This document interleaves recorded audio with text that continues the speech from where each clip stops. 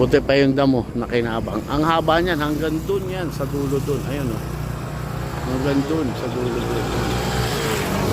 Kung may nakikita kayo itim na yan hanggang dyan.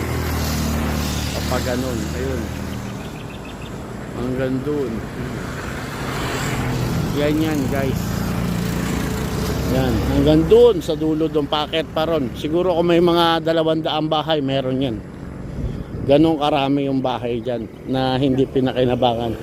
Tapos ang lalim yan, yan oh. Pag nagbaha yan, lahat yan na ano yan ng tubig. Kasi ang tagos niyan hanggang doon yan sa may river doon sa may papuntang Bulacan. Ganong katindi yan. Ayan, makikita nyo naman ang lalim na yan. Yan, makikita nyo dito ng konti may yung mga bahay-bahay. Na talaga napakarami niyan.